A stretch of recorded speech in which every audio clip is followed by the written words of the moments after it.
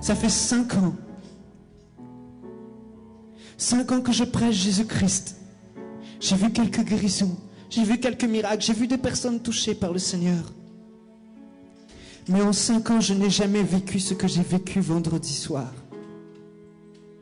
J'étais au téléphone avec un frère et on parlait de la société et des besoins qu'on avait. Et ce qui s'est passé, c'est que j'ai vécu une expérience inoubliable. Alors que j'étais en train de lui parler, le Saint-Esprit est descendu sur moi. Et je me suis mise à pleurer. Il est témoin de mes larmes. J'ai jamais pleuré comme ça. Je suffoquais. Je pleurais à tel point que, je vous assure, par terre, c'était mouillé dans toute ma chambre. Je ne pouvais plus retenir mes larmes. Ce qui se passait, c'est comme si... Je n'ai pas les mots pour décrire ce que je vivais. Mais c'est comme si on m'avait arraché mon cœur. Et que j'avais reçu le cœur de Dieu. Et à ce moment-là, je pleurais parce que je voyais les âmes qui se perdaient. J'étais en train de vivre des âmes qui allaient en enfer. J'étais en train de vivre chaque seconde. Et chaque seconde, Dieu souffrait. Il avait mal parce que des gens qu'il aime sont en train d'aller en enfer. Chaque minute, chaque seconde. Et nous, l'église, on est là entre nous. On s'amuse. On profite, on critique les hommes de Dieu, on critique les orateurs, on écoute les messages, on dit oui, c'était bien, c'était pas bien. Oui, dans le nom de Jésus, on prie du bout des lèvres. Mais on ne voit plus Dieu agir. Parce qu'on est loin de son cœur. Et là, j'ai réalisé que j'avais versé jusqu'alors des larmes de crocodile pour les âmes qui se perdent. Mais ce jour-là, j'ai pleuré pendant 2 heures sans pouvoir m'arrêter. Le lendemain matin, de 8 heures à midi, j'étais en larmes dans mon lit, je ne pouvais plus bouger. C'était des cris qui sortaient de moi, des angoisses pour les âmes qui se perdent. Mon frère, ma soeur, il faut qu'on arrive à là. Il faut qu'on arrive à ressentir ce que le Père ressent. Il faut qu'on le cherche profondément, au-delà de nos forces, jusqu'au bout, pour que ce pays change, pour que ces âmes soient sauvées, pour que les choses autour de nous changent. Si Moïse est descendu de la montagne avec un message, avec la loi, c'est parce qu'il est resté 40 jours et 40 nuits dans le froid, à chercher Dieu dans l'intimité. Et il a reçu son message sur la montagne. Si Jésus...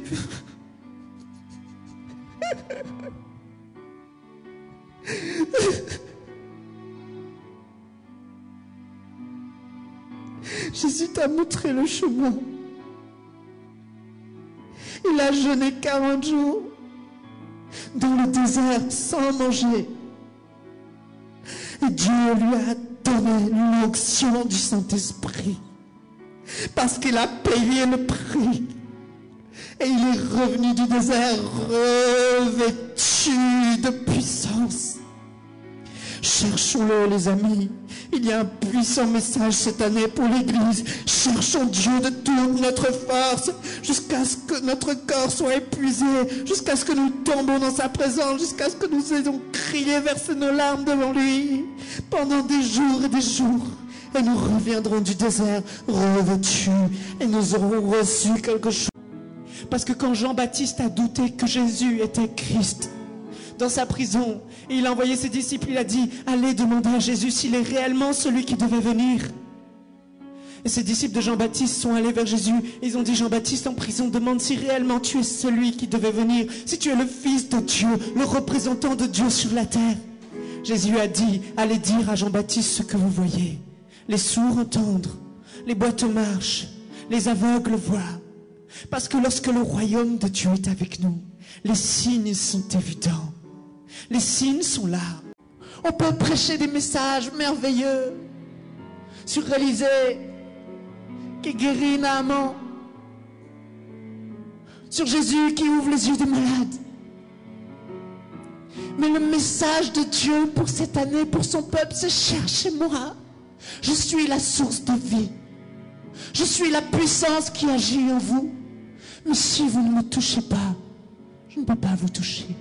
Frappez, l'on vous ouvrira. Cherchez, vous trouverez. Je me laisserai trouver par ceux qui me cherchent de tout leur cœur. Ma soeur, mon frère, repens-toi. Demande-lui encore pardon Pas pour rester dans la condamnation, mais pour prendre les bonnes décisions.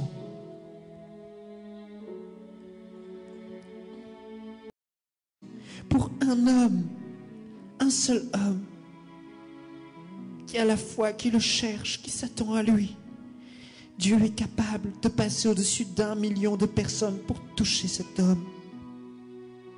Seras-tu celle, seras-tu celui qui dans l'intimité fera déplacer Dieu? Mais si il n'y a pas de changement au-dedans de nous, si on ne change pas notre mentalité, si on se dit que tout va bien, qu'on ne reconnaît pas notre état devant Dieu, ça ne changera pas. Examine ta vie.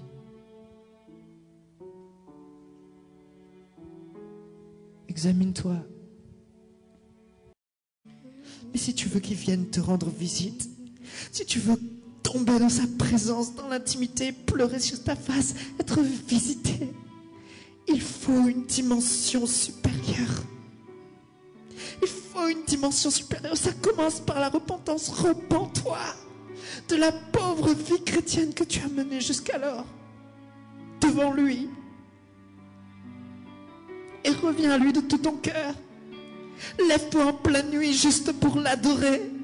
Juste pour lui dire que tu l'aimes. Juste pour lui dire que tu es là. Ça fait des années qu'on attend un évangéliste américain qui vienne, qui sauve ce pays. Mais ce que Dieu ne veut pas, c'est pas un évangéliste américain. Il veut que nous, les Français, nous crions à lui. Nous le cherchions pour ces âmes qui se perdent. Et de réunion en réunion, on doit le dire. On doit arrêter de se réjouir de notre état, de vivre notre petite vie chrétienne misérable. Dieu n'a pas toujours des paroles encourageantes. Dieu a son cœur brisé pour les âmes. Il a mal. Il veut sauver ces gens. Saint-Esprit, s'il te plaît, aide-nous à avoir cette révélation de ceux qui se perdent, de la perdition, de la souffrance éternelle. Ton père qui va en enfer pour toujours, ta mère qui va en enfer pour toujours, tes amis, ceux qui t'entourent, tes voisins, voilà ce qui compte pour Dieu. Voilà pourquoi nous devons payer le prix de notre vie et être dignes de Jésus-Christ pour ça, pour gagner des âmes. Pour gagner des âmes. Mais sans lui, on ne pourra sauver personne. Voilà pourquoi on doit le chercher. Et ça passe par une repentance. La repentance, c'est quoi? C'est jusqu'alors, Seigneur, nous nous sommes tenus loin de toi. Jusqu'alors, nous n'avons pas fléchi le genou comme il fallait qu'on fléchisse. Certes, nous allons de progrès en progrès, mais il faut encore aller plus loin. Il faut le chercher.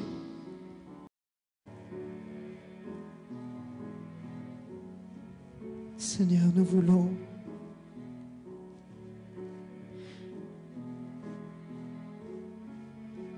voir cette nation sauvée. Si nous sommes là, c'est pour chercher ta face, Père. C'est pour que tu nous parles et que tu nous aides. On a besoin de toi.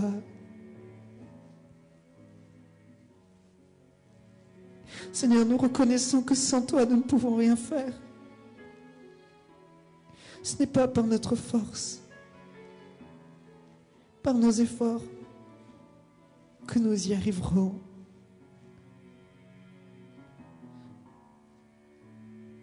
C'est par ta puissance à toi.